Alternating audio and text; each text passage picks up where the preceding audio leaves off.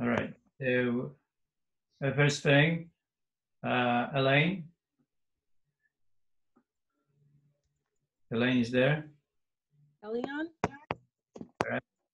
You're there. I'm here. Thank you. So when I don't really care, but my name is Elian, and you can call me El if you don't like the name Elian. what is it name? My name is Elian. It looks like Elian. Elaine, but it's more like Aniela, like Elian. Okay, Yeah. Elian. All right, Elian is beautiful. Yeah, it is. Thank you. And you can say it because not everybody can. Thank you. Elian is beautiful, and yeah, you are Elian. All right, so when I talk or anybody talks and you don't mute yourself, then on the picture, on the video, we have then only white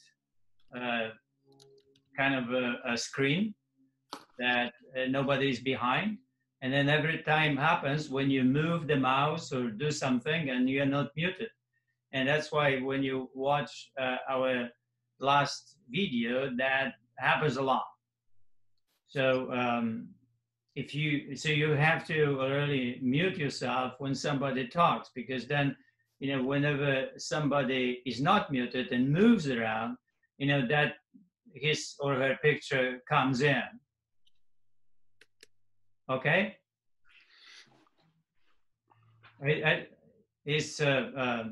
Does everyone understand that? The situation? Yes. Okay. And so, that's the one. And the second thing is about the transcripts. So if any of you that is on scholarship or would like to donate time and write the transcript of any video that we made, that would be greatly appreciated. Okay, so when you have time or and would like to make the transcript of any video, just send me the email that you are going to work on it. So I put your name there so somebody else is not working on it. Awesome. How detailed would you like that? Well, all the words, because it's transcript, so it has to go with time and what is set on. It's like it would be really helpful for people when they watch, because they don't have to watch everything and they can jump on the video wherever they want to. Okay, yeah. And there will be a lot of easier for people. It's like podcasts. Podcasts have transcripts too, yes, and it's easier to move where you like, or even read them instead of watching them. Yep. Okay. Thanks. It's a lot of fun. So I don't know very much about the technology, but is there technology that does transcripts rather than a human having to listen and transcribe every word? I don't know. I'm not sure. Maybe somebody knows about this. Well, there is on our phones, but I don't know if Zoom has that. But that what I was thinking too. That would be very practical, wouldn't it? Yeah, I imagine that it might be more accurate as well.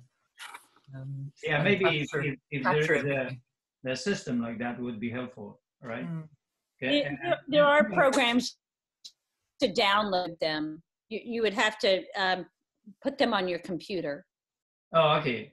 So if somebody finds the one that is really good, and so let me know. So we'll do that.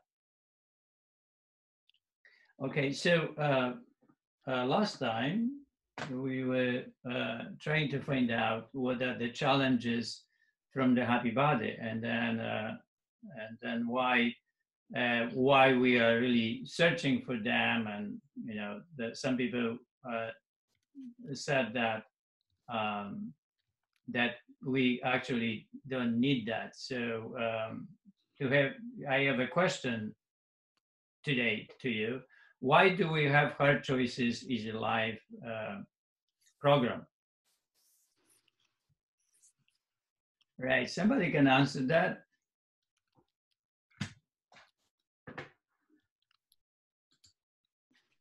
I'm sorry, could you repeat the question? Why do we have Heart Choices Easy Life program? why do I teach Hard Choices, Easy Life? Hi, it's Amy. I have a guess. Okay. Well, Amy, it looks like you feel a little better. Yeah, I do. Thank you. I do, because of the group and the time to process things. And well, I'll tell you why. Because if we don't have a plan for all the times where our fatalist wants us to make easy choices, our master can't compete effectively with that. And we need to turn over all the different excuses and problems and barriers we put in front of ourselves and remove them. So you're helping us do that. That's my guess. Right. And what for? To have a good life. Well, to achieve the happy body, right? Not to lose it. Yeah. So that's the whole thing about the happy body, right? So, when I taught the happy body for the last 12 years, I see that people simply lose it. And they lose it because there is no inner strength, and there is no inner knowledge. There is no inner, virtues and strong discipline or strong principles is not really rooted. So all of it needs to be covered in order not to lose the happy body, because this is the goodness. And the goodness, like I said, the goodness is inconvenient, and the goodness is hard choice, because the goodness is progress. And progress is hard choice always. And no progress is easy choice. So we fall easily into that easy choice, and we fall into a corruptive system that tries us to make out of us failures, right? Fatalists. And then we eventually fall for it. And it starts even believing that eating apple chips would be actually healthier than eating the apple, right? So the same goes with vegetables and so on. So our believing system shifts according to where we are and what we listen and who we are talking, and on and on and on. That's why it's important to have hard choices is life, because then we can analyze every situation according to that. Is that okay? Is it where's the hard choice here, right? And where is the easy choice? And when you have a situation, it's 99% is very clear what is the hard choice and what is the easy choice, right? Jerzy, can I just share something? Sure.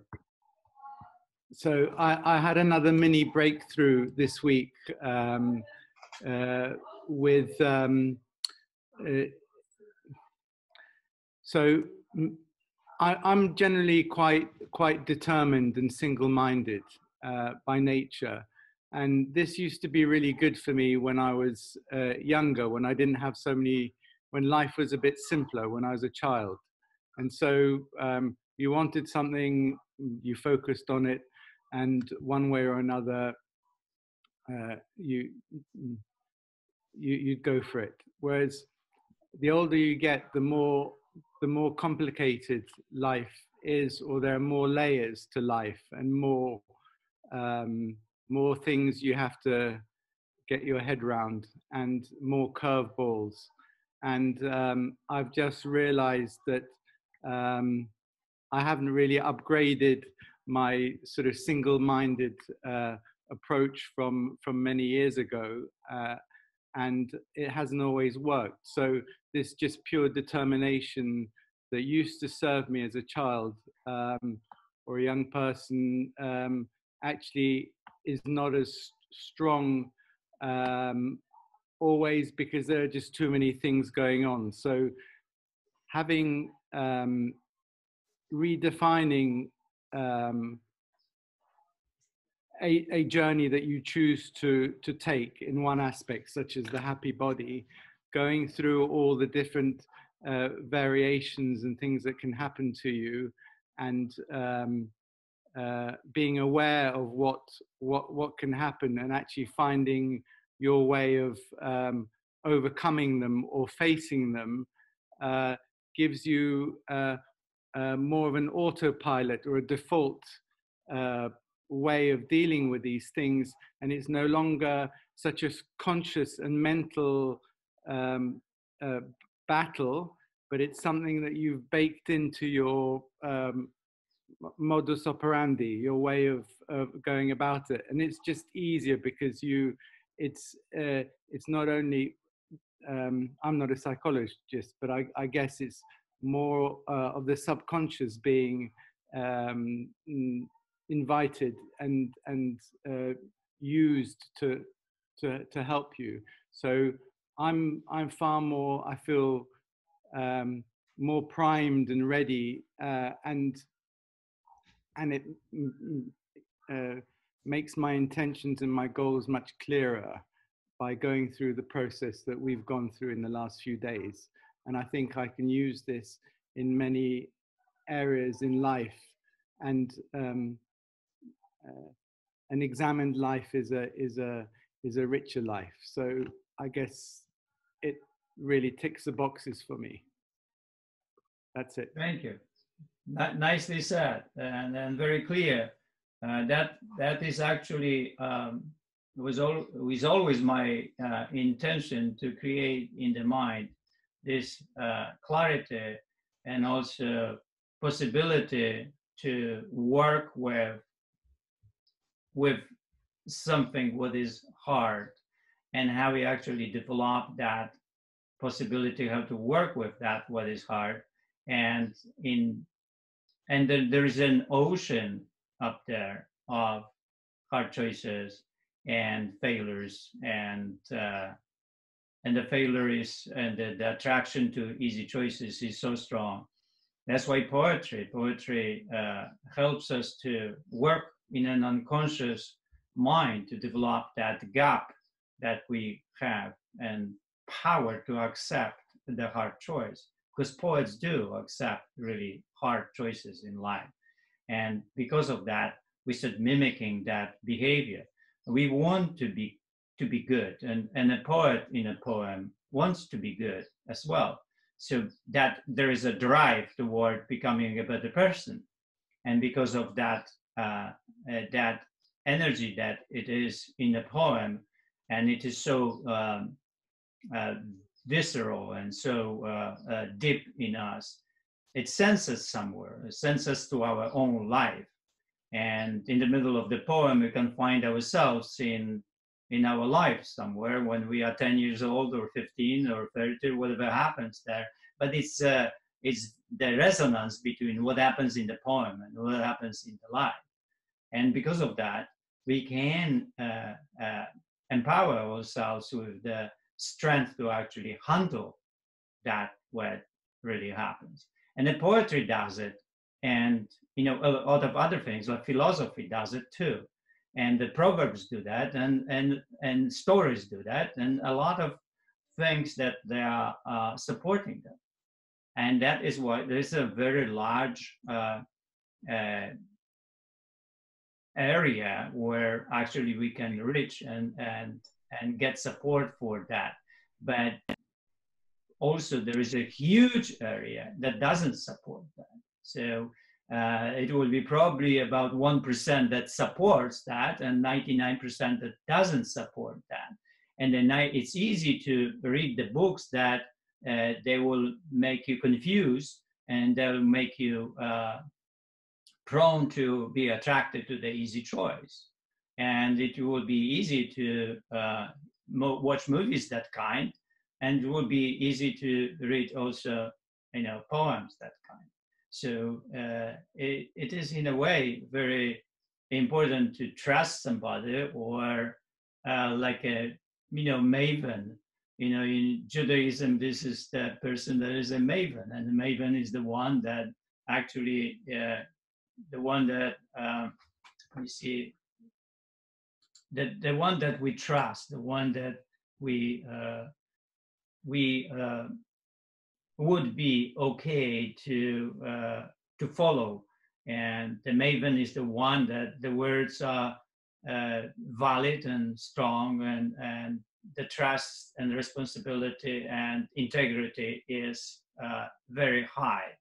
So when we need this kind of people, because these people tell us which books to read, and these people will tell us which poems and how to and what car to buy. You know, it goes everywhere almost. And in the situations when we have this incredible variety of mustards in the store, it is important that somebody would talk to us about which mustard could be okay. Were about 5 of them, and we can go to the store and taste, 5 of them and decide which one we like and stick with it. And how we can stick with something that is really great, right? So many times my Anila was attracted to something that would be variety, for food. But I always had the response to that: why I would eat worse food so I could like my great food better? I don't get it. I want to eat great food every day. I want to eat the food that I really like every day. And that's what I want. I want to exercise every day, great exercise system. I don't want to do bad system for 2 days, so I feel better because I do then good because of the variety. It's so pointless. It's so unintelligent, to live life that way. So there is a lot of believing system, and there is a lot of feelings are involved, and the feelings are rooted very deeply in how we lived with our mothers and fathers and families and so on, and what we believe is good and what we believe is right. And all those, like Martin was talking at the beginning, has to be examined, has to be re-examined.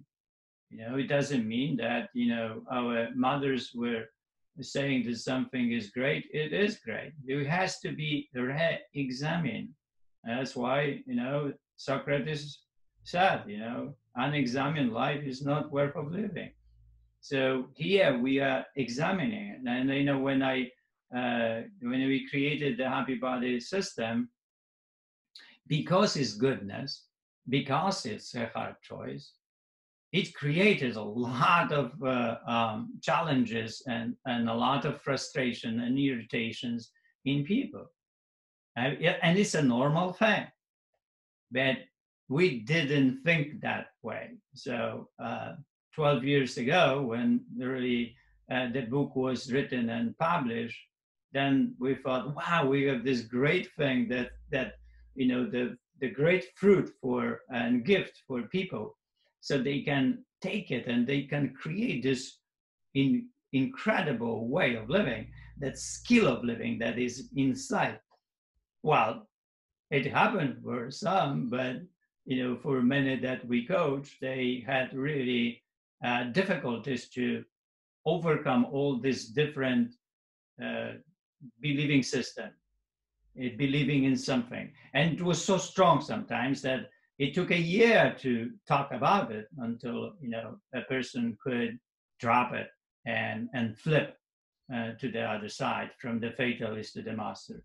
So there is if the master, if we start, let's say, and the master is only 20% and 80% is a fatalist in us, it will take 2-3 years to overcome that. And I experienced this with people over and over with different. That's why I wrote Mastering Food Choices and Dialogues and all of this, because I saw it. I saw it, how hard it is and how lengthy it is to make it happen. And that's why I'm doing these courses. It will go on and on and on, right? If people are interested, I will keep, talking and helping people to make these flips happen. but there are thousands of flips, and there's just not only one flip. And I was doing this with all my clients, with everyone. And I, work with thousands of my clients, thousands for the last, 12 years or 30 years. And I learn a lot, and I learn a lot how to help people. And I learn a lot how to talk, and learn a lot how to have respect to the failure. And that's why forgiveness is a really good word. I learn how to be okay with what happens, and learn how the present moment is always perfect moment, perfect. And if we don't see it's perfect, if we don't accept that it's perfect, then we have to work until we do, because without that, we will be putting ourselves down. And that is a devastating energy. Whenever you think that you fail and you put yourself down, it will devastate any effort to actually make progress forward. So it's a complex, yes. Martin, you touched something that is extremely complex, and we are really touching this. We are just in our third proverb, which is moving slowly into it, right? And it will be the whole year. The virtue, one virtue is 1 week. And then I'm writing new virtues. So, before we finish here, it will be another year, and then another year. Well, nobody has ever created skill of living. I think this is the first time that it happens with the Happy Body and the philosophy behind. And they created some kind of skill of living. Nobody has ever approached. We have a lot of people that talk a little bit here, a little bit there, and we're more in a little bit nutrition, a little bit of fitness, a little bit philosophy, and so on. But nobody has ever really put this comprehensive system that would touch food, that would touch self-control, that would touch exercise, that would touch meditation, mindfulness, and self-control and virtues. Nobody has ever done that. This is it. This is the first time it's happening. Because it's so complex and so difficult.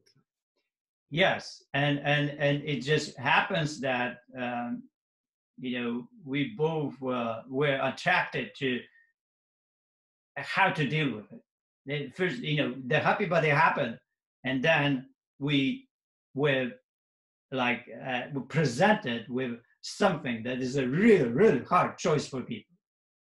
And because of that, we started working on it, exposing transparency of it, exposing intelligence of it, exposing knowledge of it, exposing good feelings after it, right? Exposing spirituality of it, and on and on and on for 12 years.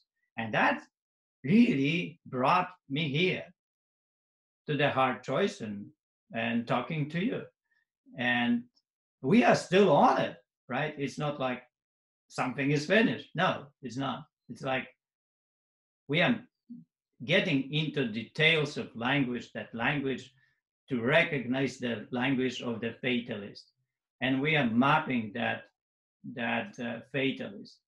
And that is why, I ask you to come up with any excuses that you could make, because we need to talk about everyone and everyone separately until, we make peace with it, that, we will recognize it's a fatalist.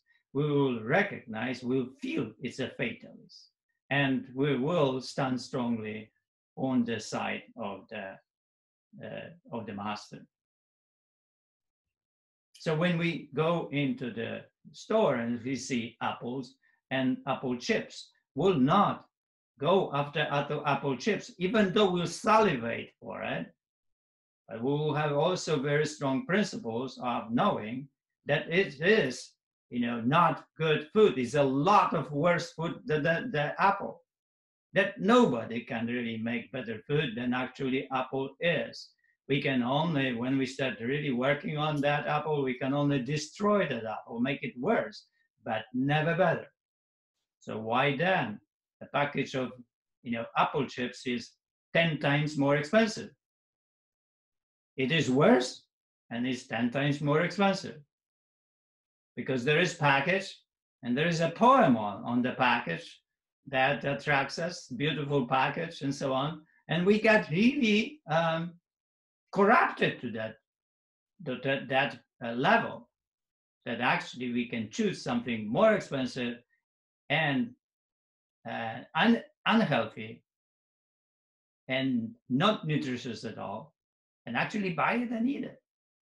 How would you call that? I don't have even description. I don't know. It's a new thing. I don't know how to describe it. How to describe that draw toward that's something what is worse. And actually, I do, Jersey. It is a microregression. Yes, it's a microregression, slow regression, and the process of it that we start disliking what is good. We start disliking vegetables and disliking the fruits, the apple, and we will choose something what is already destroyed from it. Everything that is up there in packages came from that source. And usually it comes from a bad really source. The potato that you will eat, let's say, and buy in the store, it will be a lot of better potato than the mass production is going to do something, potato chips or something. Because there is involved something else. There is involved, the process of making money, right? So if you take potato and make potato chips out of it, you buy potato, it will be maybe 30 cents.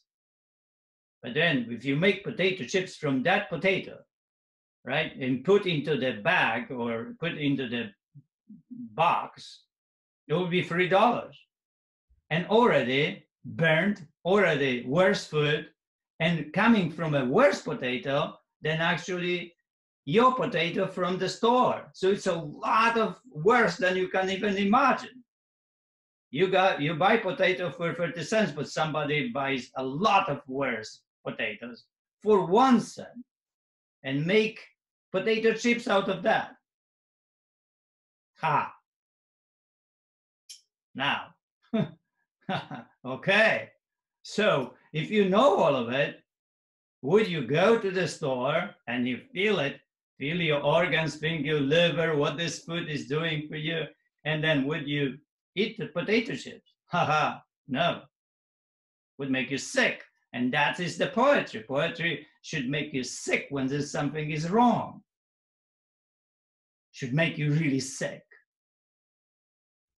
Because the feeling only that something is wrong can help us to reverse, can help us to flip, and can help us to do what is right. Without the feeling that something is really, really wrong, we just cannot make that judgment. We cannot that judgment call. We cannot flip. We cannot do what's right, what is good. I have a question. So how do you feel about dried fruit, like dried figs or prunes? I mean, we use them in our bars. Not as bad. What? Yeah, not as bad. Yeah, these are not as bad as something else. Dried fruit is not as good, right, as the fruit. It's already worse than the fruit because you simply cooked it, right? So it's already worse, but it's not as bad, and it can be yours. You can put into a simple machine and dry them, and it's convenient to have it. But if you really don't need that, right? If you don't need dried fruit, why would you choose it? If you have fresh fruit and it's available for you, why then you would, right? But yeah, why you would choose worse food. You choose because it's taste, you kind of like it. You were already, conditioned to it, right? You were conditioned to worse food. That is okay. Well, I wouldn't eat dried cantaloupe, but I would definitely eat dried figs and put them and prunes and put them in my bars. Do you use cranberries or raisins in your bars? Yeah. So that's the point here, how we would use the bars, for example. Yeah. And you use the bars, it's convenient, and it's like you can go with it somewhere, and with fresh fruit it's really hard, right? But if you could have like an apple and 10 almonds, wow, it would be a lot better, right? Right. So the closer you are to the produce, the healthier everything becomes. Thank you. I'm loving having soups. Yeah, awesome, right? Yeah, thank you. Okay, and Actually confused about that. How much fruit is encouraged on the program? Well, you have in snacks, right? So the snack can be built out of the, let's say, fruit and nuts or seeds. So you have it there. You can have yogurt and put some fruits with yogurt, right? So this is the second place. And also I will be covering this. Oh, I covered that. No, I don't know if I covered that. But I like to make a mixture of cabbage, onion, and avocado and fruit. And usually the fruit that I use, that would be pear or banana. The thing is with fruit that fruit are not as nutritious as vegetables. So if you can eat vegetables, it's a lot of better. So fruits are usually really have major lack of nutrition in them. Almost nothing is up there. But when you compare them to vegetables, wow, it's huge. Vegetables, like if you compare vegetables to fish, it's almost the same way. So that's why animals that eat plants, right, they can become so huge because there's a lot of protein there too, and a lot of nutrition. And there's even a wide variation between fruits. Like berries are much better than apples, truthfully. That's my understanding, but I wasn't sure. So what you're saying is we can have 2 fruits a day, basically, 2 whole fruits, not. You're gonna have every snack made out of fruit and any seeds that you like or nuts. Okay. You can have 3 times. How do you feel about high sugar fruits like pineapple and grapes are both pretty high in sugar? Well, they are not really high in sugar. They are just fruits that they have more condensation of carbohydrate. Comparing, let's say, the carrots, condensation of 100 grams is 42 calories, right, per 100 grams. But grapes is 70. Apple is 60. And apple is very close to actually our pear is 60, very close to grapes. Banana is 92. So all the raspberries are the same almost as carrots, about 40, 50. So it is not really about that. There, you can eat, let's say, strawberries about 40. So you can eat twice as much strawberries for grapes, let's say, to have the same sugar. So it is not really that there is more or less sugar. It is more to know and to control what you eat. You can always eat grapes or strawberries, but now the question is how much. So it is always transparency and always in the happy body control that you can have. And so if you have choices, you have freedom, right? So that your choices should be. But your whole choices in the happy body are supporting one thing: how to sustain ideal body weight and how to sustain a healthy way of living. So your organs are healthy because your muscular system is the exercise, but the organs inside is food. So if the food is not good, that will damage your liver, let's say. And we know what happens when somebody drinks too much alcohol, right? Are you going to have a session on food and grams and all that? Yes, we have it. So, so the Into the Cave 5 food will be all about food. Okay. So the 4 is about the exercise, but the 5th will be about the food, and 6th will be probably about the poor man diet, because we talk about these poor people that they don't know how to live life, right? They don't have plans, they don't have strategies. They are attracted to buying horrible food for $3. For me, $3 is a lot of money and a lot of food. But people don't know that, see? And so I need to help them to know that and to see that $3 is a lot of money when it comes to food.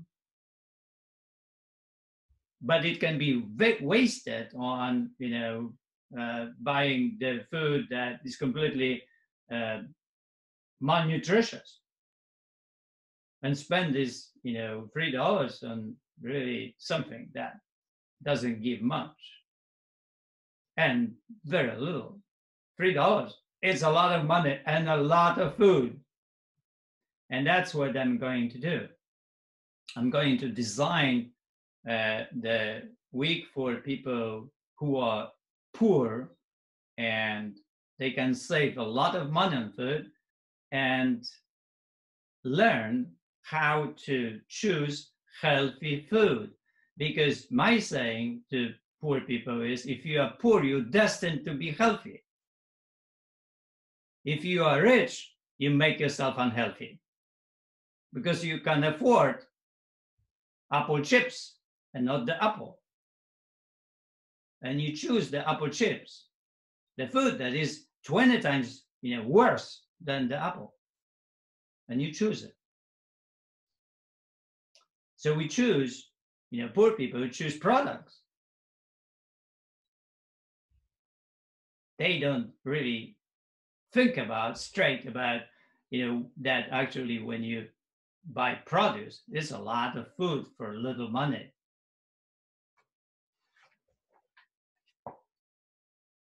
But that somehow is not clear, not only not clear among poor people, it's not clear among intelligent people. It's just everybody has the idea that to live healthy, you would need to be rich. I don't know where is it coming from, because this is completely reversed. So I will have the whole week, and you will really need to help me to spread this news about that week. Because I will design the whole week how to cook, how to eat, what to choose, and how many calories is there, and how much money is spent. To the detail, to the T. End of stupidity would be probably the title. End of waste.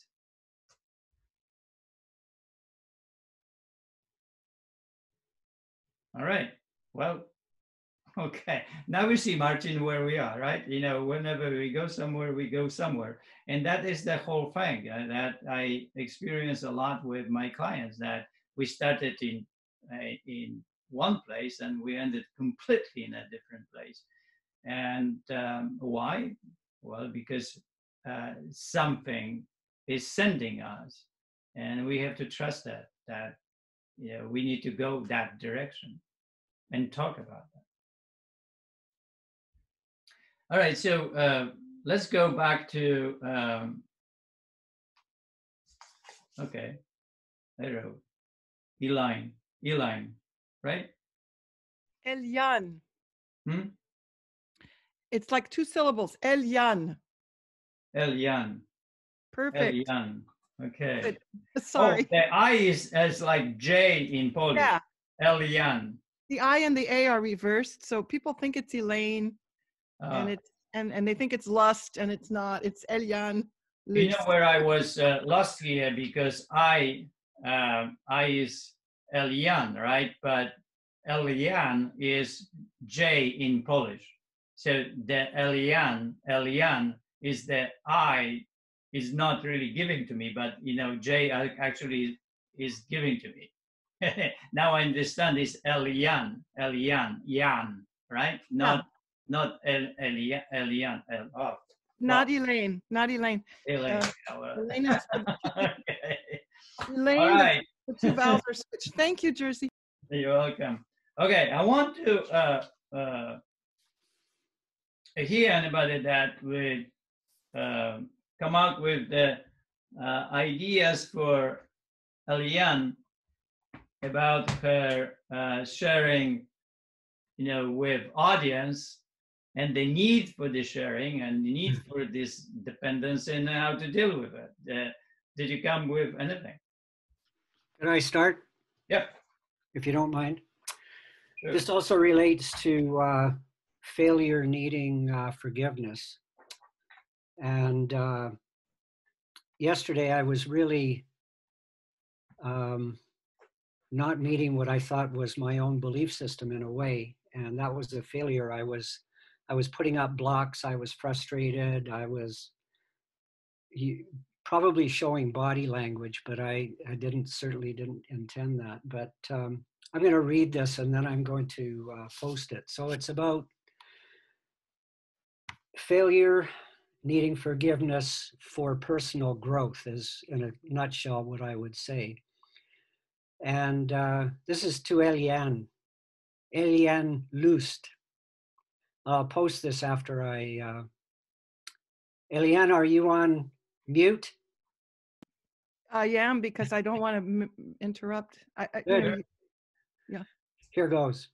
Okay. Eliane, I watched several of your performances and interviews on YouTube this morning while the sun was coming up. I'm not exactly sure how to express this, but I saw and heard a consummate professional performer who was totally focused on her music. Eliane, seeing you play somehow gave me a glimpse into your life as a concert pianist. And I think that I have the beginnings now of an understanding of what you were trying to express yesterday. Consequently, I feel really fortunate that you're a member of this tribe and contributing to my personal growth. And I thank you for that. I don't have any words. Thank you. You're welcome. That's really Now well. I'm going to mute. All right, so, you know, one thing about the chain reaction that is needed here for you to really be aware of it is that when failure happens, we simply don't feel good about what happened. And that feeling not good in us can really brings devastating effect of being disappointed, and if it's in a long run, depressed and unable to choose the hard choices and progress in life, right? So that is why that when we feel a failure, we need a plan. We need a plan for the failure. So the first we need the forgiveness. So we have to arrive into the present moment and completely forgive yourself that you did what you did, because you don't feel good. So you have to have that forgiveness. And if you have that forgiveness, you will be able to accept the present and the past is perfect. And from that, you can have energy, and from that, you can build. And from that, you can make decisions and create a plan now for the next day. And if that plan brings another failure, the same one, then you need a different plan, and keep different plan and not the same plan, because you will be repeating forever. So eventually you will strike the plan that you will, execute, and it will work. Or even accumulation. Let's say you come at 6 p.m. and you always overeat, right, at home. So, okay, what is the plan? How to deal with it? And you create day by day different plan. But you have to have a plan. You have to have a conscious, approach to the problem.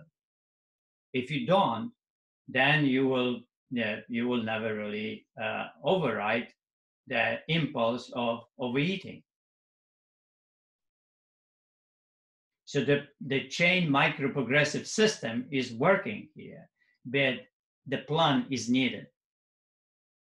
And therefore,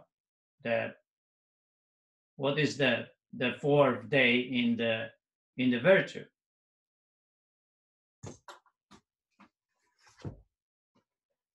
What is it? How we feel? How we feel, yeah. And the fifth is my plan is, right?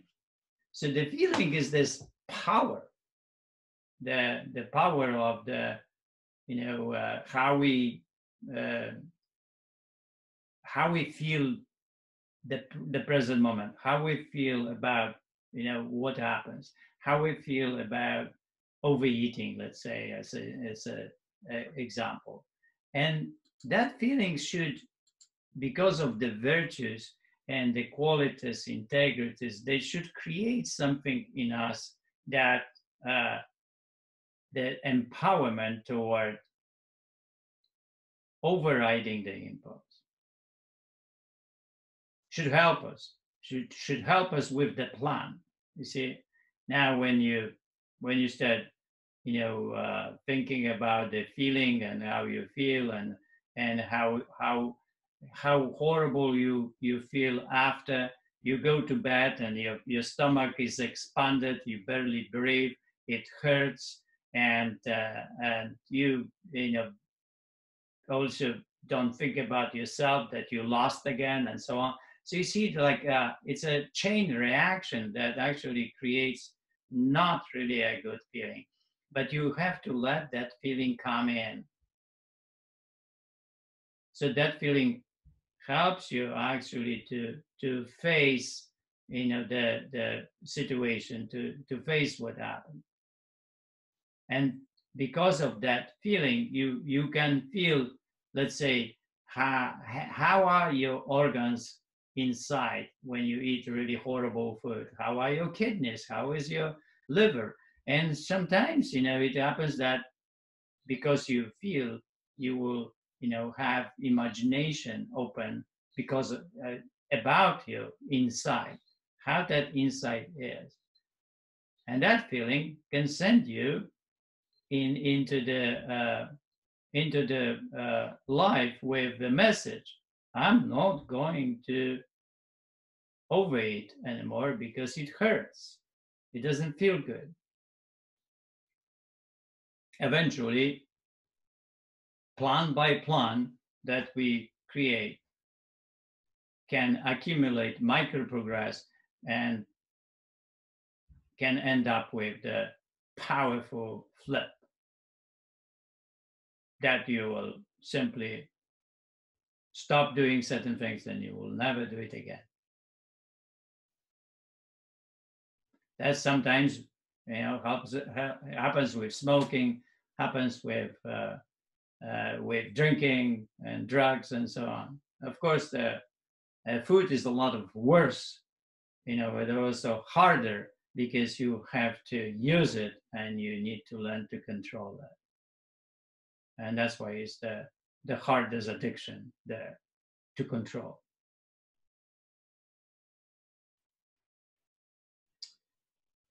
All right, anyone who wants to say something before I give you the time? What do you mean, give us the time? Oh, to talk.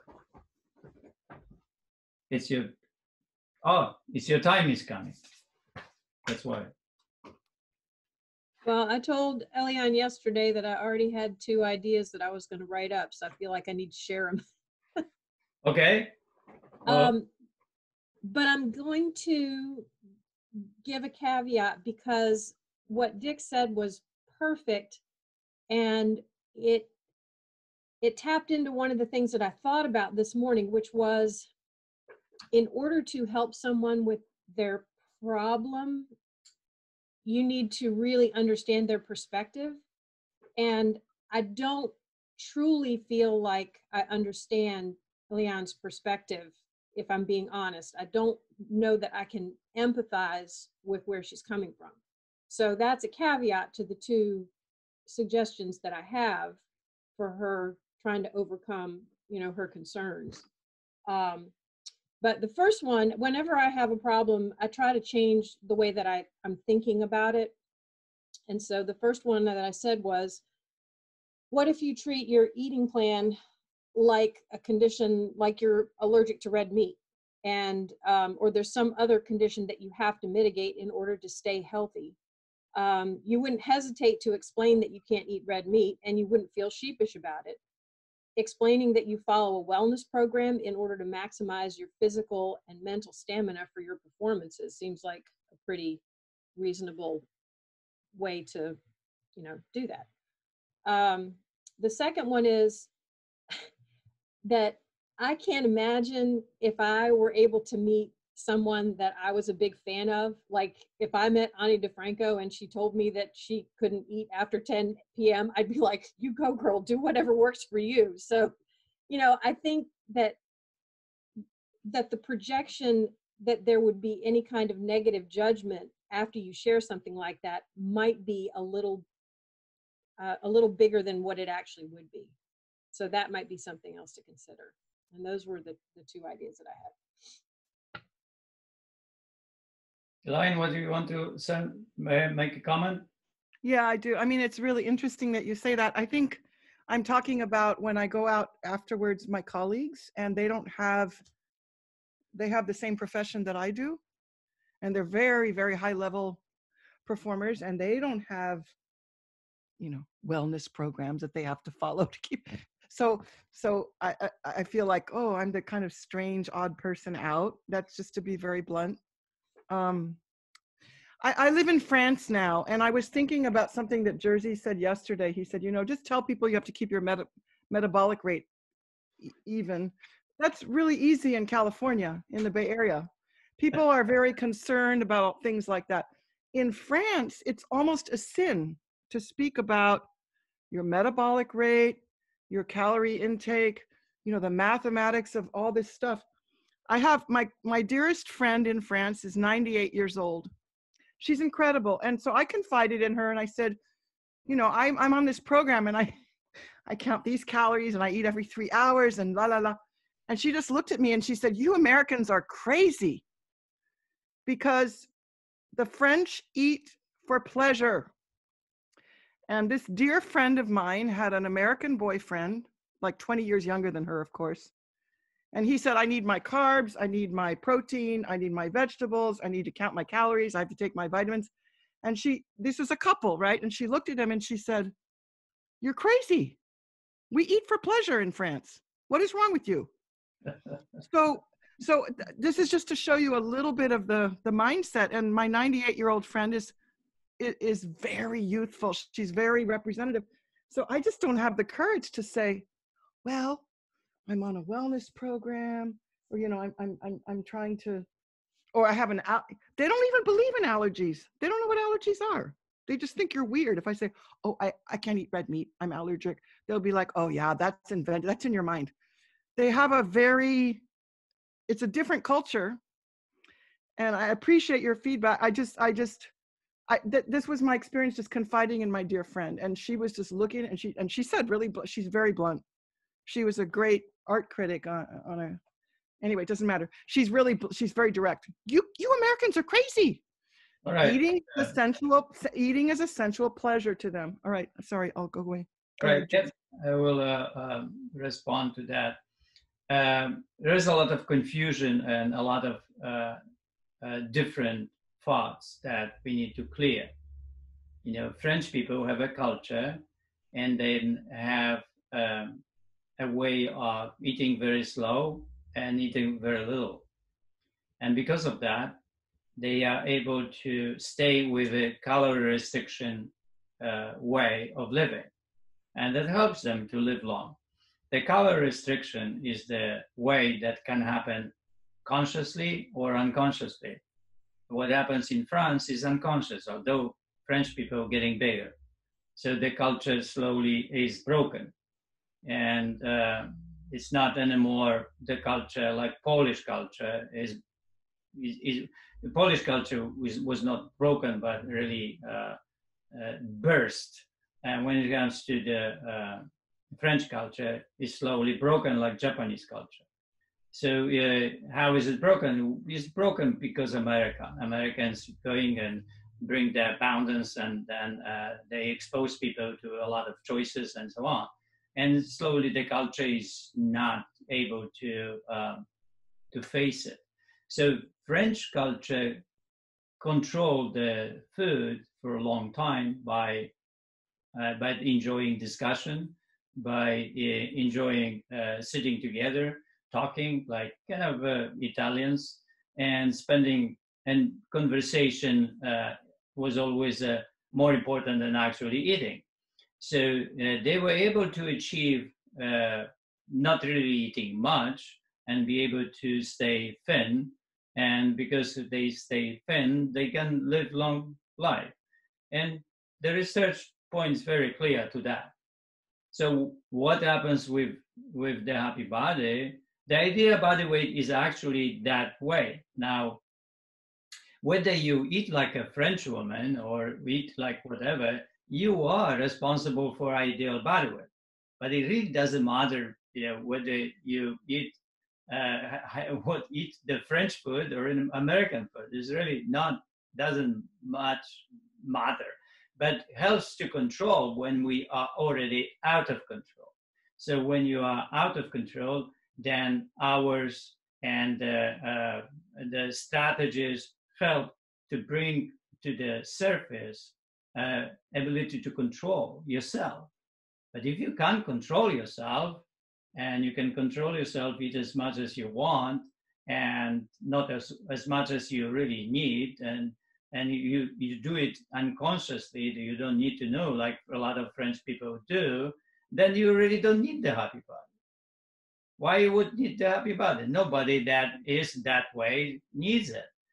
The people who need it, that people who are really in need to self-control, but the self-control has to come consciously, and because we are already corrupted to eating a lot of more than we need. And French people aren't. So they are in different place. When it comes to the exercise system really helps people to live quality of life when it comes to the movement and so on. And some people are fortunate that they actually are not completely broken and can be 100 years old, and they are not broken, but they don't know how to make another 100 years old that way. So we cannot learn from that, you know, anything. So we somehow put together something that can help us to live better life, help us to control ourselves. And it is not, and have certain freedom in that control. But out of control is not a good thing. And French people are not out of control. They are really in control. Okay, I'm going to contradict you. Wow. Okay. So I've noticed that French people go out for 6-course meals with 4 different liquors, wines, dessert. I mean, they have a different wine for the cheese, for the dessert, for the main course. And they do this, like, let's say once a week. But then privately, when they're home, they don't eat. Yeah, exactly. They didn't contradict anything. Well, They are controlling their ideal body weight, that is thin. They don't eat for 5 days and they eat a lot. It's a different way of approaching. But Yeah, the but more still, it's important really approach it's is crazy. to It's crazy. stay in control. They also Okay. walk everywhere, right? This Okay, Janice, no, but they walk a lot. Right? yeah, I understand. But you know, as my grandmother, my Polish grandmother always said, there's only one exercise that works. I said, what's that? She said, no thanks. When somebody Well, offers you, I think just like not all Americans are. What is it? we can't hear you, whoever's talking. Somebody said not all Americans, what? Joyce, I think you're talking, but we can't hear you.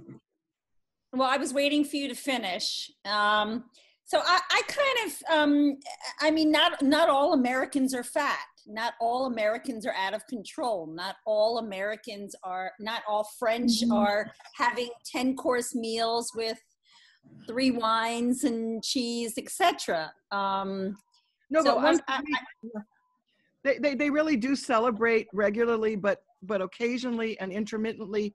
And then it just looks like, oh my goodness, how do these guys stay so slim? And then I get close to them and I'm like, your refrigerator's empty. You're drinking soup for 4 days and then you go out for a 6-course meal. And well, I've been to Europe. I've been to Europe. My father was European. So he insisted on dinner at like 9:30 at night. So I understand. But there are choices you have to make depending on what you want. And I don't know. I guess I think I said this yesterday. I think we all have something in our lives that is somewhat of a dilemma like that. And like Dick, I didn't have time to actually look at your videos, but you commented on the tea. And it automatically went to your Facebook page, and you look gorgeous.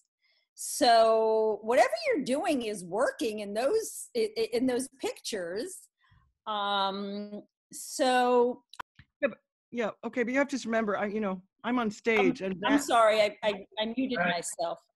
Okay. So I think I'd like to move on to the other virtues. Yeah. Well, let's finish with this again. Whoever is out of control needs to be in control, and the happy body is for those who are out of control. So if somebody is in control, will never be attracted to control some things, right? We are almost all out of control, and almost all of us are overeating, and that is the life in America. Almost everyone here is overeating. Almost everyone is obese, and that's what happens to us. And that frame of mind is spreading, everywhere, wherever people reach certain kind of abundance. Somehow in France was not really the culture was very strong, and the way of like Elaine said, simply they are okay with not eating 3 days, but that's how they control their ideal body weight. You have to understand that they are in control, whether they eat slowly, whether they eat little, whether they eat a lot of food once or twice a week. It really doesn't matter. What really matters that they are in control of their ideal body weight. And that is a major achievement. And the whole Hard Choices in Life is the first thing, is to help people to make it happen. And it doesn't happen. It doesn't happen easily. It's really hard choice for people to control themselves when it comes to food and arrive in that area where French women or French people are culturally. It didn't happen to Polish culture that way. Polish culture completely lost it, and overeating happened. It doesn't happen in French culture, although it's progressively happening to them that they are losing it, and Japanese too. So, you know, it's a micro-progressive deterioration system that is working. But your responsibility as a person, because we talk too much about the other people, everyone's responsibility is, your responsibility is for your body, like mine. It helps me that I have ideal body weight. I wouldn't be able to do what French people do. No way. I would be overeating, and I need ideal body weight number. That that number that I have, it keeps me in check. It means like I have the number, and then I start organizing, planning my way of living around that number. I'm not a French man that I will be eating a little bit. I see this man here too in America. They are not everyone is obese and so on. I see a lot of men completely in control. They are thin. They come to the happy body. They meet me and so on, and they are completely in control. So they don't need me to help them with that unless they are underweight, and I help them to eat more and to grow muscle. Then when they come, they want exercise system. They want to learn how to exercise. They want to learn how to heal their joints. They want to learn how to get rid of medications and so on. They have different problems. So the happy body is a lot of mixture of a lot of philosophies and a lot of approaches that help people with different situations in life. Some people just have the weight problem, other people have the posture problem, and then others have the a pain problem or medication problem or attractiveness problem. So you can see that you are responsible for yourself. In the happy body is designed to help you to achieve that. That's it. And you have to stay with it and not going somewhere into the different cultures and so on. That's not important. You are important, and you are important whether you are getting it or not. Jersey, this is Margaret in Park City, and I've just had this huge shift of my culture has been more equals easy life. Not hard choices, more equals easy life. Right. And I'm just sitting there with that bouncing around in my brain going, okay, you may have had a bit of a breakthrough here, because I only have 3 complaints in my life. And they've been my complaints regardless of what the transparency or the actual data says. And that's my weight, my fitness, and the organization in my office. And I don't know, I just need to sit with this one more. This one's going to take a lot more processing, but more has always meant easy life for me. Well, yes, and most of us are, in life that way. And we are mostly, we were not raised to choose a hard choice, the building choice, right? And we were always pacified in a way. When something was happening to us, we were pacified by certain things, and then pacification came, and then we chose always this easy choice to work with ourselves that way. We've never really thought about, examine your life, getting better as a process of life or skill of living. Yeah, a little shift in the language though, because I've done a lot of very difficult things in my life. It wasn't that they were hard, it was that they were part of what I needed to do or wanted to do,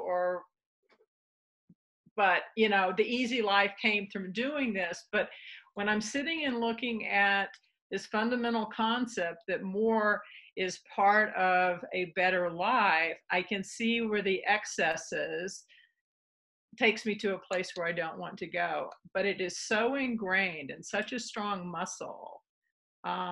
It's going to take some It's going to take some work. Yeah, but it's juxtapositions and works. Yeah, when enough is beautiful, right? Excess is ugly. It's an ugly thing, right? I was raised when Guy said the guys with the most toys wins when he dies, right? I mean, it's like pretty ugly, yeah. And there has been a shift in my life where I think that is now ugly, but no, this one's going to take some work. A lot of we can be caught on that because especially women, because you're finding the partner that kind of accepts you, right? This is the one that asks you to marry him. Yeah, women don't ask men to marry them, but that's how it's supposed to be, right? It should be completely stop this stupidity of men asking women to marry them. It should be completely equal thing. Whenever a woman is right about the man, goes and wants and ask him to marry her, and if not, move on, right? So it's a lot of stupidity is in cultures and that we follow. It's so degrading to women to wait for that one that says, "Oh, will you marry me?" I was at this dinner in Los Angeles waiting for seminar that I delivered in Los Angeles, and we were at this dinner with a group of people, and there was a couple, and they were talking about, and then she said that they are boyfriend and girlfriend for like 10 years. I said, "What are you doing with this loser? What are you waiting for? You're waiting for that stupid man that is comfortable to stay with you for 10 years? Oh, how stupid that thing is, right? After a year, you go away. You lose the loser, right? And you find a man that is ready for commitment, So if you want to get married, she was waiting for the moment that he will open the box. Ha! Wow! Right? Women, you have to drop that shit, of waiting. Drop on this, man that they are ready to marry you and they will offer this big thing, right? You are looking for a partner in life. You're looking for a good man. You're not looking for a rich man. You're looking for a good man in life. And we can be completely umbrella with this notion, like you said, who has more, who is smarter, and that becomes more important than a good man. Horrible thing, because you will live with that one, yeah? You will live with that ugly energy. Right. I just think it's very interesting to find where you have those blind spots. I mean, I was the first woman in the South to do what I did for the entire industry. So breaking female roles came very natural for me. It's like, yeah, I would have dumped the loser, and it took me 18 years to say commitment again. Good so for you. like the other way around. But it's like I do have a blind spot in certain areas, and We'll get there. We'll get there. Yeah. Right. So Viktor Frankl said that after the war, we created this attitude, day-to-day living, because we thought that there is no reason for a better life. So it was called day-to-day living. And people simply lived. They didn't plan. They didn't want to get better. It was just waiting until the next world war will come and wipe everything out.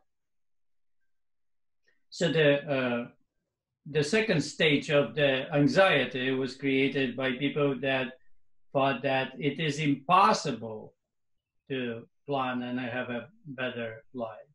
So the fatalist was this kind that would say it's not only it's reasonable to plan, but it is impossible.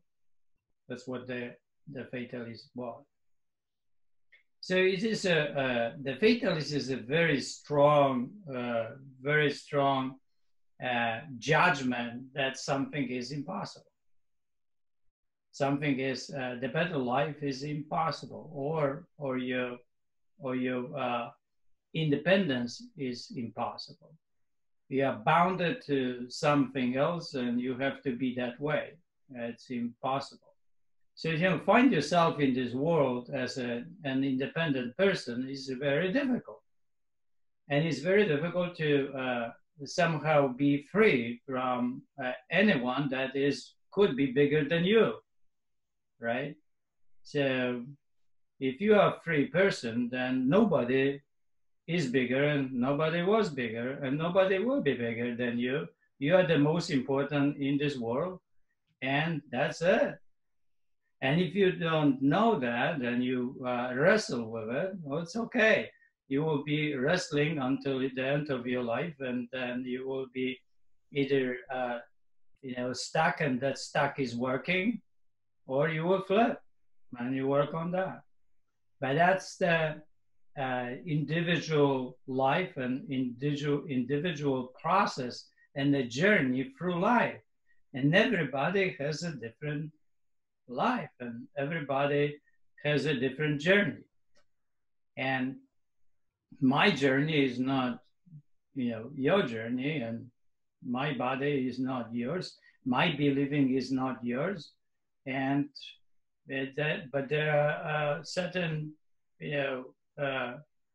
way of thinking in life that examining your life is a good thing, and evolving is a good thing. And because of that, people search for better ways. And this is one of the ways that I'm trying to do here.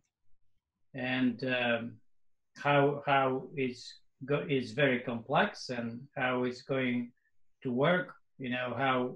So sometimes we are very strong in certain ways that we are, and even though it could be it looks maybe fatalistic, but it's working that way, and it's working for that person that is working. But it's approaching that and talk about that is important. So that's why we're here. We are here to talk about something that is really hard, is difficult, and approaching something like that. Because when it comes out, and that it's hard to handle, and the more resistance, and the harder it becomes. So it's a very interesting juxtaposition of powers between the master and the fatalist. The stronger fatalist, the stronger master is needed for that, right? So, or even experiences of to be able to develop certain ways of coming out of the failure. The fatalist, mostly that way. All right, and so let's go into the homework. So the homework will be, my plan is, like we talk about the failure and the fatalist and failing in certain ways, especially the ways that affect you negatively in your life. And if that happens, then you simply want to improve it. And once you know about it and you want to improve it, you're on a journey. And you can keep doing over and over the same thing and never really come out of it. So it is, the plan is important part of the coming out of it. Because if you fail and you develop certain plan to how to deal with it, you have the chance to to eventually develop the plan that actually works, positively. It means you can come out of that failure and you stop doing something what is not good for you and watching yourself actually doing it, and even believing that it's a good thing. So sometimes it's a journey and a long journey. But when you overcome one really a big fatalistic situation, then it's easier to overcome the next one. It's the first one that is the most powerful and strong to override. So that would be the one thing you will read. Who said about I got this about chapter 9? So I reloaded the book, and hopefully it is working now. Is there anybody who said that chapter 9 is not there on the Kindle or on Kindle? So it worked for me, and this is Elian. It worked for me, but I just purchased mine yesterday or today. Oh, so maybe you already have a new one. But I'm interested when somebody said that doesn't work for that person, whether it works now. Right, but there's for several people it somehow doesn't. I don't know why. Strange, right? It didn't work this morning. I'll try again this evening, but it didn't work this morning. It's really interesting, but it works for some people. It doesn't work for others. It's just coming from the same place, right? Yeah, but I think, Jersey, I think there are older editions and newer editions, because I had no problem, and all these people who purchased the older editions couldn't see chapter 9. And I was like, whoa, I just downloaded mine yesterday. No, there is only one edition. There is no 2 places. But I downloaded mine several weeks ago when we... Oh, yeah, it could be. So if you downloaded several weeks ago, actually it worked on some platforms and didn't, because it's coming from the same place and on the one place. So it is not really in 2 editions or something. It's just on the one Kindle. I got this is on the one place and there's no 2 places. So if it works on some machines and it doesn't work on the other machines, something is off with machines maybe, I don't know. Because it always work on mine. I never experienced such a thing. I got mine on Monday and it didn't sync with the table of contents. You go to that and you go to the chapter, but I was able to find it, but it didn't sync with and the chapter 9 is there, right? Okay, so can we talk about the content instead of all these technical problems? Yes. But yes, okay. So chapter was really important. It was like just enough food, just enough exercise. It was really important. It was about proportion. It was really an important chapter. So I don't know if you can synopsize that, Jersey, but well, it's really interesting because the way of life of enough is very interesting way. This is the spiritual way of living, right? Because the whole Tao is based on no excess. It's based on really finding enough and living enough. Enough is a beautiful way of living. So it looks like French people found that enough when it came to food, right? And just enough. It's more important. It's not just enough. It's just enough. And that's really important. Yes, yeah. I mean, enough, enough food not to gain weight, and enough food not to lose weight. So sustainability, sustain your life. And knowing exactly where it is somehow intuitively is built in, certain people's minds. And, to find it that mind is our, journey, really. It's our wisdoms, how to really create that way of living in a person that really wants to live out of excess, wants the access, and then suddenly that person get a message that doesn't want that access, but it's not so simple because the access is ingrained in us. It becomes every inch of us and screams for more, when enough is already there. It screams for more. In Japanese culture, we have this 80%, and when the person approaches 80%, every cell of the body says enough, and the person stops. Well, we have, when we are in 80%, every cell wants more. And that is why we have the happy body. That's why we have the hard choices is alive. That's why we talk over and over about that, to flip that way of thinking, that emotions, that the mind, that knowledge, that philosophy of it. So we can develop certain beliefs and certain virtues that could help us with that enough, just enough, just enough, enough. What is enough? It's beautiful poetry written by Taoist, poets about enough and excess. I can read you some of them, next time. But that's really beautiful, writing, and that writing is 3,000 years old. So we bottle this thing of this access, not today, not in America, right? We bottled this for thousands of years. Socrates, eat to live, not live to eat, right? Well, so it is not that, we have it today because, we have abundance today.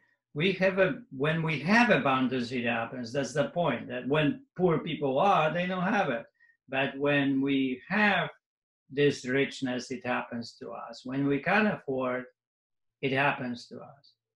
So somehow we are drawn to, attracted to that, what is not good and what is expensive in a way, right? So we don't choose the food that is in origin and is healthy and good. We are attracted to the ones that is not. And why? Because we have money? It could be. Could be simple like that we can, so we do. And we have completely lack of living, right? Lack of knowing the skill of life. What is the good life? What is good eating? And we don't really know how French people are dealing with the food that is not good, how they go through life and so on, how that affects them, how the cancers are there or not, and so on, right? So, it's always better simply to eat more veggies and fruits and stay away from processed food. That's logical, right? And we really need to create the movement toward that way of living, toward movement toward produce, because produce is the beginning, is the origin of food. And sometimes we can have products like, I go to restaurants and you have some products and so on. That's okay sometimes. Sometimes it's okay to eat whatever you want to eat, or eat whatever food is, right? But then you go through this process of cleansing and you cleanse all of it and return to your way. If you need that, then you have to go through this process. As I remember that process about 15 years ago, I had to go through it. Once a week, I had my pig day and ate like crazy until my stomach couldn't eat, couldn't handle food anymore. It was stretched. And then I slept for 2 hours because I was knocked down. So Sunday with Vanilla, we were going to the warehouse in Marina del Rey. It was the Sunday brunch.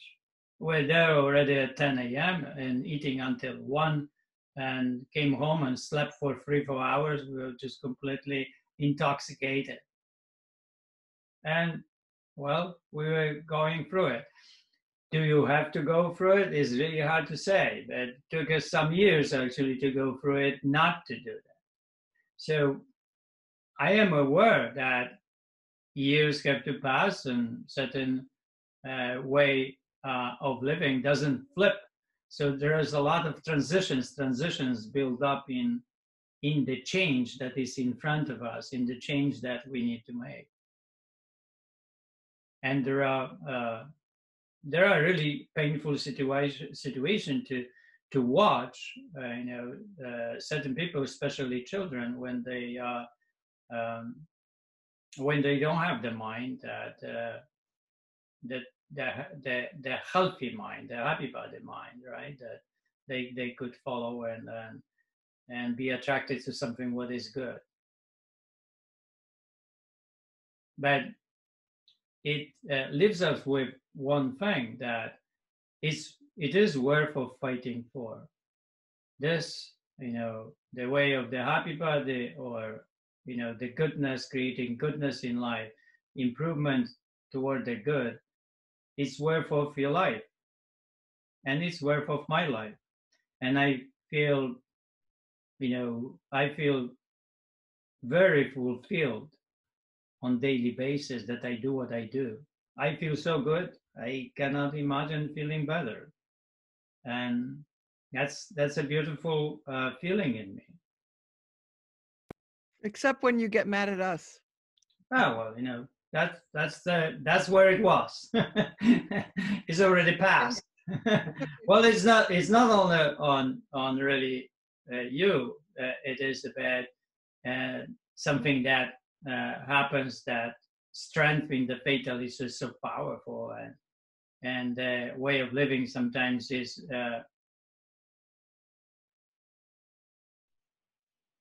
sad that it is that way. And if it is, I'm just sorry. Okay, anybody wants to close, say something? I just wanted to share that in my family, when you keep eating after you should stop, we call that eating for sport. It was what? Eating for sport? Eating for sport. Because you're not eating for nutrition, you're just eating for the sport of it, because it's still there. Oh my goodness. Well, you see, we have different cultures, right? My mother really was really happy when I was finishing dinner, because it was clean always. I even, licked, everything on the plate. So it was like very clean. I was the one that would never leave anything on the plate. And made my mom happy. My mom was happy. So I probably would do it again. What was her reasoning for you cleaning the plate like that? That food was good, and that she was a woman who was at home and she was cooking, and then she was really happy when people ate her food, right? And they ate with appetite and so on. So her craft, she was a genius. Right? She was a cook genius, mother genius, right? Funny about the geniuses. we aren't going that direction anymore. Well, there are a lot of geniuses or not geniuses in our life, but definitely we don't have geniuses in many areas of our life when we simply don't call them geniuses, right? Martin? No, I was just waving goodbye to someone who was just on the chat. Deborah was saying goodbye. But okay, I missed the discussion, which I'm sorry. So if I say something irrelevant, please forgive me. But you were saying it takes many years to come to a change. There's a model called the Prohaska model, which shows the stages that one goes through. It's called the trans-theoretical model, which shows the stages of change, whereas it goes from pre-contemplation, contemplation, preparation, action, maintenance, then saying no, then you prepare a plan, and then you do something. And it's just quite interesting how it describes the stages you have to actually go through before you make something last, which I think in this discussion is actually quite an elegant way of describing what people have to go through. So it's a very layered course. You know, it's amazing that it takes so long. And if I didn't go through it in my life, for a lot of changes that took 10 years or 15 or 20 years, I would never teach this. I would never teach that, because I would be impatient. I would have the idea that certain things can be done because you simply think so. And you tell people this wisdom, and that wisdom will open the window toward, you know, all the different behaviors. Well, it doesn't happen that way, and that's why everything, you know, my experience is very clear with myself that I'm really slow learner and slow process, and maybe other people learn faster, but I've never seen them. So I've seen people already change and already being great, but I've never seen people that would be very fatalistic and would come to be masters over, you know, 1 year or 2 years. That journey doesn't happen that way. It's a very long journey. We don't have really, you know, wise and smart people that somehow were born overnight, but we have those that are somehow were born, like Thich Nhat Hanh, you know, is the person that, you know, devoted his whole life to help people to get better, and he was like that when he was 20 years old, right? And Jerzy Popiełuszko was the same way. He had this unconditional love when he was 20 years old, or maybe earlier, right? So he didn't have to go through changes from being a slave, or thinking that was a slave, or fatalist, or, you know, desiring to put people down, and so on and so on, right? So didn't have to go through all these stages. But if we are not this kind of people when we are 20 years old, then we really need to go through these changes, right? And those changes, because, you know, the corruption is so deep and so strong, and the society is also powerful, so it takes time to create this immutability to this society. So you find your own powers. They are immutable to that changes that would change you from outside. That's what immutability is here, that you are unchangeable from outside. Outside, it doesn't have in. You're the master of your life. You know who you are. You know how to live life. You know what is good, what is not, and you are found. And then day by day you live the life that way. You are immutable. Yes. Right. That was a very you change yourself according to your way, but it cannot be, you know, that somebody would change you from outside. You don't let it happen. So yeah, it's logical and interesting. It's just a new discipline, certainly a huge new discipline for me. Yeah, I'm sure about that, and it's huge for everyone. You know, we all we all need help, and we all need work on it, and we all are inside of that, and it's really hard to come out and stop complaining. Let's say it's so difficult, or stop using a sentence that I didn't have a choice. Right? You hear people saying such a thing, right? I didn't have a choice. Right? Playing the victim, kind of. Exactly. So it's but we have in our language all these ways of saying, like, oh, it's, for example, it's expensive.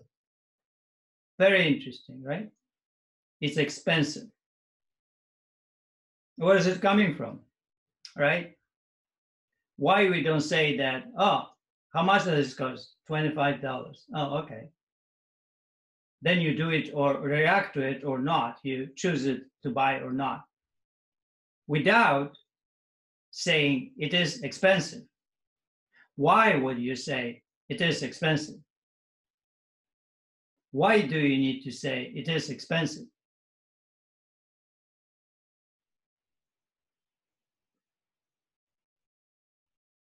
You think about that today. So chapter 10, maturity. Maturity is the ability to think, speak, and act your feelings within the bounds of dignity. The measure of your maturity is how spiritual you become during the midst of your frustration. Wow. Every time we have a good one. Okay. One thing I shared to the Happy Body tribe, and I will share on the Happy Body too, the Into the Cave 4. And you can start sharing that one to your timeline, especially people that they are in the tribe. And so it's very easy to go share and do that.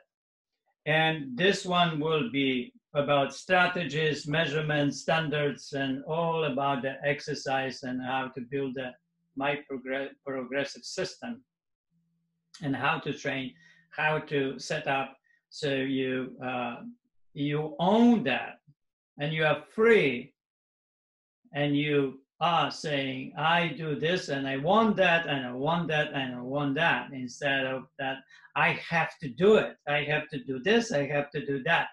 That eventually has to go away. You don't have to do anything. And if you say you have to do, you are a slave. You don't have to do anything. You choose to do that. And that is a very powerful statement. If you say, I choose to do that. I choose to eat according to the Happy Body standard. I love it. I choose to. Not I don't, I have to do it. And that is a shift, amazing shift in the way we communicate and the way we feel inside. If you choose something, it's so powerful. But if you have to do something, it's very negative, because you are a slave and you present yourself as a slave. And we talk about in the second week, right? No choice, no freedom. So if you say that you have to do certain thing, you're not free. Choice is freedom.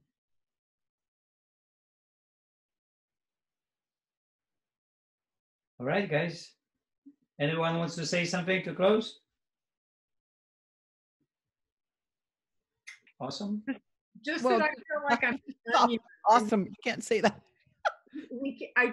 every week another layer comes off of the onion, and I feel so strongly about these principles, but I look at where I have complaints in my life and I'm not using them. They're very strong in other parts, but not in other parts. Bravo. Bravo. It will go everywhere, right? You stop complaining in one place, then in another one. Oh, awesome. Right. You're awesome. Congratulations. Okay, I just want to get the homework clear, which is chapter 10 and the plan, right? Yeah, my plan is, what is your plan when it comes to fail and needs forgiveness? So you have to really think about when you fail, what would be the plan? It'll be interesting tomorrow. I would say plans plural. You have to have more than one plan. Sorry. It's a plan in the present moment, and in the present moment there is only one plan, not two. Yeah, but sometimes they don't work, and so you have to have like backup plans. But then it's after that plan is another plan. Backup plans. Hello. No, there's no backup plan. There is a different plan. You have to fail to go to another plan. First fail, and then go to another plan. Okay. All right, guys. See you Thanks, tomorrow. Jerzy. Awesome. Thank Awesome you. day today. Very intense. Oh, thank you. Elaine Thanks, is guys. really good for us. Sorry for I'm sorry I'm troublesome. No, you're good. You're good. You bring really good stuff. Thanks for saying that. You do really. Thank you. Thank you for the stronger fatalist, the better for us. Yeah, I'm a strong fatalist. Marcin wants to say something, maybe? Marcin? No.